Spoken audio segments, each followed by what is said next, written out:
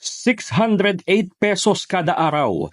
Ito raw ang kinikita ng isang manggagawa na nasa sektor ng retail at service shops na may kaunting bilang ng mga empleyado sa National Capital Region. Ayon kay Quezon City Representative Marvin Rillo, mas mababa ito sa minimum wage na itinakda sa Metro Manila na nasa 645 pesos bawat araw. Sila ang mga nagtatrabaho sa micro, small and medium enterprises na may 15 empleyado pababa at sa manufacturing na mas mababa sa 10 ang laborers.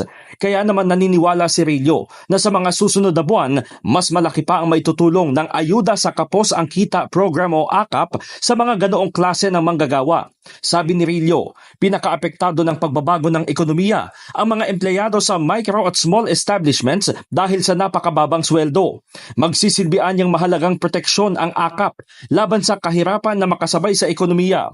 Sa ilalim ng 2024 General Appropriations Act, 26.7 billion pesos ang alokasyon sa AKAP habang sa susunod na taon ay 39.8 billion pesos ang ipinapanukala. Isa ang AKAP sa disagreeing provisions na nais na maresolba sa ginaganap na Bicameral Conference Committee sa pagitan ng Senado at ng Kamara. Una nang hinamon ni House Speaker Martin Romualdez ang mga tumutuligsa sa AKAP na mag-ikot at bumaba man lang sila sa ground upang makita kung gaanong kaepektibo ang programa.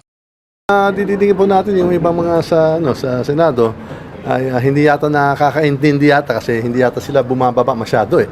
Kaya nandito kami, umiikot kami lahat sa mga probinsya dito sa mga bagong serbisyo fair. Higit 2 dosenang probinsya iniikutan natin. Ngayon, bumalik kami dito sa Bicol.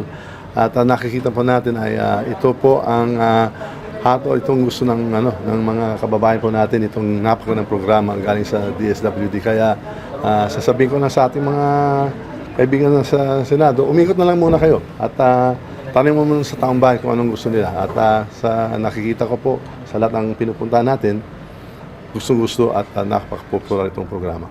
In the heart of changing lives, ako si Brigada Haji Caaminio ng 105.1 Brigada News FM Manila, The Music and News Authority.